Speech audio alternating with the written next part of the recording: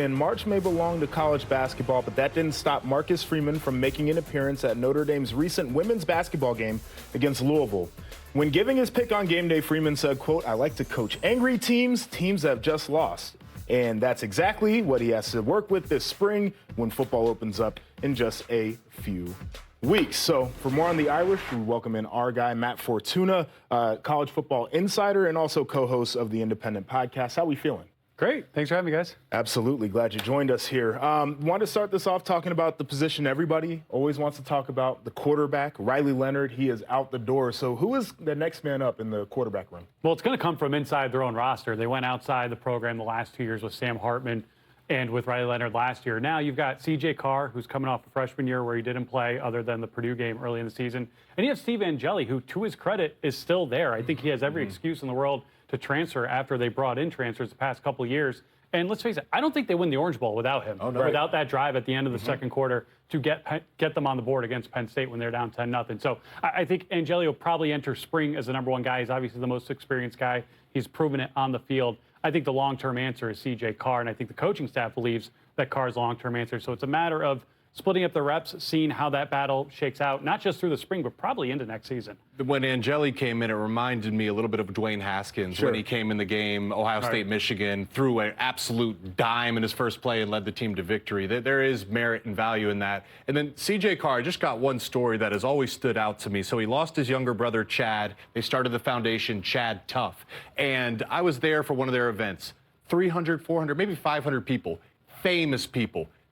He's getting on stage to present. And, I mean, you can get a little nervous up there. Walks out, he was still in high school at the time, and delivered a phenomenal speech to this room. Shakes your hand, looks you in the eye.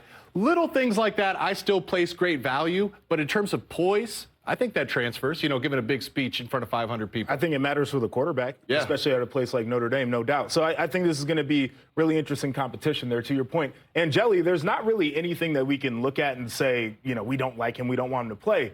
But you also got the all-everything young guy that's sitting right there nipping at his heels, and you got to play that game a little bit, too. So that'd be a fun battle to watch there. Offensive line, another position to look out for. A couple injuries last year. There's been a few guys that have transferred out. What's your thoughts on that unit? Yeah, it's interesting. They had 3 guys transfer after the title game who had starting experience, and yet I think the reason they transferred was most of those guys only got those jobs because of injuries in front of them. Now those injured players are coming back. You bring back Charles Jagusah, who went into last season as probably the best or supposed to be the best player on that line. He ends up being out for pretty much the whole year. He played in the national title game due to other injuries. But I think you've got 5 guys in Charles Jagusah, Billy Schrauth, Ashton Craig, Anthony Knapp, and Emil Wagner. And you got to figure out where to put them all. I mean, Anthony Knapp was your starting left tackle last season. Does he move to right guard? Charles Jagusah played right guard in the Orange Bowl coming in for injury. He was the highest graded Notre Dame offensive lineman in that game, according to PFF. His best position is probably left tackle. So Joe Rudolph's going to have to play with this chessboard a little bit here to figure out where these guys best fit. This is one of the things that intrigues me here. I think 𝗪cus 𝗰𝗶 really knew this. I spoke to him before last season, and one of the things he told me was that we got young guys that are better than our starters right now. And this was in the spring.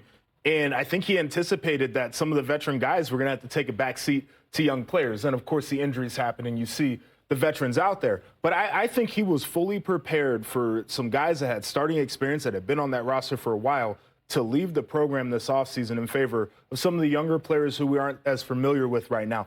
This is a program that has traditionally done well in terms of developing offensive line. I have no issues in terms of projecting what they're going to be next year. Here's my concern, because you look at the national title game. Offensive line injuries were key for Ohio State, but guys stepped up. They had depth. Okay, so you have a few guys from Notre Dame transferring out because they're not projected to start.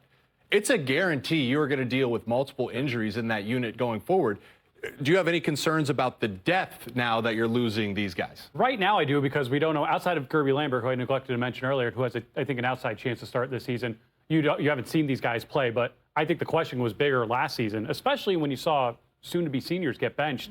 How would they respond? How would Rocco Spindler respond? How would Pat Coogan respond? Those guys end up being the heart and soul of that offense by the end of the year. So, and I understand why they left. They've got 1 year left. They want to play after starting on a national title, a team that made the national title game. But I think the depth is there, but the spring's about finding out where those bodies are going to come from. All right, a lot to find out on the defensive side of the ball. They got Chris Ash in there as a new DC. What can we expect from the defense? You tell me with Chris Ash. I mean, I think it was a bit of a surprising hire just because the guy had been in the NFL and last as a head coach at Rutgers, did not have the greatest showing in the world. But there are a lot of parallels there to Chris Ash's career trajectory and that of Al Golden's, who was the fired Miami coach who came from the NFL and ended up being one of the best defensive coordinators in the country during his 3-year run in South Bend. He won the Broyles Award this past season as the best assistant coach in the country. So I think seeing how much that scheme changes, if at all, how much the personality changes with the whole of that defense will be worth watching. And then I've got my eyes up front. I think they really weren't that deep in the middle up front last year, particularly they had Howard Cross and Riley Mills. Yep.